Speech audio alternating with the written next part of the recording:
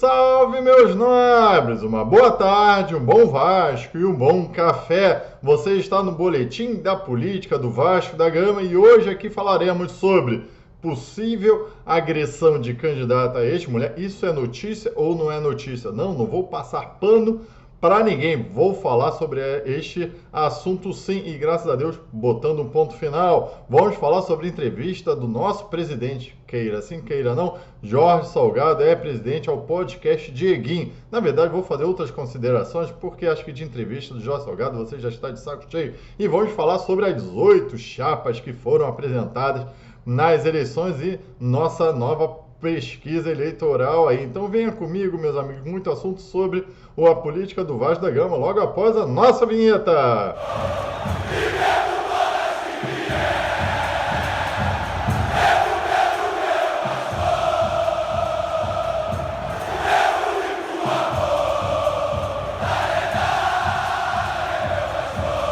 Uma boa tarde, você está no Marca Vasco e já vou fazendo aqueles pedidos tradicionais.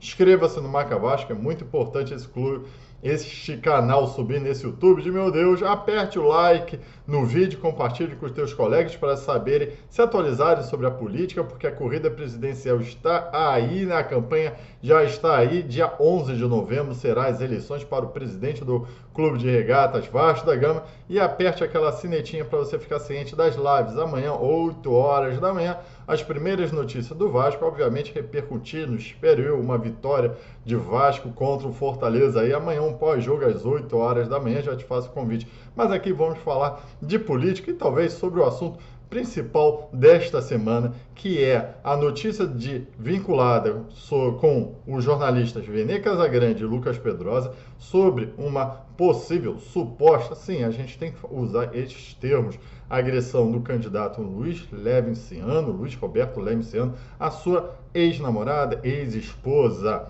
Isto ficou muito vinculado, principalmente na rede Twitter, onde o Twitter aceita tudo. O fato, primeiro antes, deixa eu partir de uma premissa para falar para vocês, porque eu não vou passar pano para ninguém.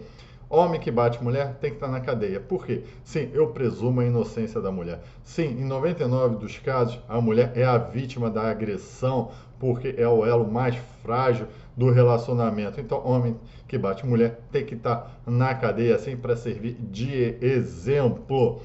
Partindo desta premissa, por isso que eu não passo pano nem se fosse para o Leve, se fosse para o meu irmão ou não, o fato é que a notícia vinculou uma possível denúncia da ex-mulher de uma agressão do Levinciano. Isso passou por polícia, isso passou pelo Ministério Público e não ficou configurado o crime de agressão, porque o Ministério Público mandou arquivar um inquérito por falta completa de provas, passado por primeira instância no Ministério Público e depois corroborado por uma, inclusive, promotora que alegou não ter havido qualquer prova de uma agressão do Levinciano à sua ex-namorada. Então, meus amigos, não podemos falar que sequer houve essa agressão. Não sou eu que estou falando, é o Ministério Público. Isso passou por uma investigação, inclusive escolhendo o depoimento das partes pela polícia. Então, não sou eu, não é você que tem que fazer esse juízo de valor se ocorreu ou não. Na verdade, para o mundo jurídico, não, esse fato não ocorreu. Esse fato era importante ser vinculado? Sim. Eu gostaria muito de saber de candidatos que bateram em mulher para eu fazer meu juízo de valor sobre ele, se ele vai ter meu voto ou não. Mas aqui o que eu acho que foi errado, obviamente, né? Se eles tiveram acesso a essas peças através de apurações, ou seja, aqui eu já faço um parêntese, alguém levou essas peças a ele. Eles não têm condições de ir ao Ministério Público para pegar as peças que ali apresentaram. Ou se tem, o Ministério Público é obrigado a abrir uma sindicância porque vazou processo sigiloso. Enfim, não vou entrar na fonte do jornalista. Mas se ele estiver nessa fonte para dar o início, que é a manchete, e quando você pega só o nome da manchete, você já faz também, já pensa logo na sua presunção que o homem, como é meu, é o vilão, e é isso que eles quiseram. E quando você coloca candidato mega, o que é a palavra? As pessoas não leem a notícia. Então, se eles pegaram esse início, eles tinham que ter pego o final, e o final é o arquivamento completo, falando como se o Leve fosse realmente inocente deste fato, até porque não foi caracterizado sequer o fato através, pelo menos, que relata o Ministério Público. Então, meus amigos, primeiro, sim, eles agiram um ato político, eles fizeram um ato político, quiseram botar treta, uma informação, é importante, Mas que ele colocasse o começo e o fim. Não, não colocar no fim. Eles escutaram as partes envolvidas? Não, não quiseram o contraditório. Depois, pelo que eles relatam, é que a assessoria do Levin é que entrou em contato com eles para explicar todo o ocorrido. Eles entraram em contato com a ex-esposa do Levin para saber se ela queria o seu nome vinculado à corrida eleitoral do Vasco da Gama. Não, também não. Então eles fizeram errado. Eles quiseram fazer, sim, um ato político, um ato sujo, porque eles sabiam o final toda essa corrida, onde a notícia não era notícia. Na verdade, se teve lá um começo em setembro de 2022, em dezembro de 2022 já estava tudo alinhado ali com o arquivamento do Ministério Público. Então, não era notícia. Ou se não, se dava a notícia completa. O que eles não fizeram. Agora fica essa peixe. Você acha que o Luiz Roberto Levinciano pode, de repente, ir agora frequentar tranquilamente São Januário com essa pecha de alegação de bater em mulher? Não pode. Então, eles conseguiram, pelo menos, criar uma treta. Só que eu acho que foi uma treta tão mal conduzida, principalmente no Twitter, onde acabou se tornando, virando contra ele, acabando a credibilidade que eles possuem, porque eu acho que se é o jornalismo, antes de tudo tem que ter a premissa do contraditório. Se você vai fazer uma notícia, entre em contato com as partes envolvidas, até para melhor esclarecimento, para melhor levar o fato para os torcedores vascaínos. Não foi isso que eles fizeram. Ok? Então, essa é a minha premissa aí sobre as minhas considerações sobre, eu acho que talvez essa semana aí, botando ponto final sobre esse argumento. Tanto que o Levin, na live dele, inicia a live dele explicando o que ocorreu, falando que não tem mais nada a ver, que tem um bom relacionamento com as esposas, enfim, foda-se, vida pessoal do Levin, que foi, sim, para você sujar a pessoa do Levin, sim. E aqui eu estou falando de Levin, poderia estar falando de outros candidatos. Se tivesse realmente comprovado alguma coisa, a gente estaria com outra posição, com certeza. Enfim, meus amigos, vão dando like nesse vídeo. Agora vamos falar sobre a malfadada, mais uma notícia, mais uma entrevista, na verdade, de Jorge Salgado, né? Acho que você já está cansado. Eu fiz aqui, vou ao final do vídeo colocar um card. Uma vez eu fiz um vídeo sobre o fantástico mundo de Jorge Salgado. Quem é da minha época, 40 e poucos anos, a gente assistia um fantástico mundo do Bob, onde era uma criança que vivia uma realidade alternativa. É o que me parece que o Jorge Salgado eu não sei se ele age de má fé ou realmente na cabeça dele ele age daquela forma pensando que ele foi um dos melhores presidentes e tal, mas completamente desvirtuado da torcida vascaína que considera assim a sua pior gestão do Clube de Regata Vasco da Gama.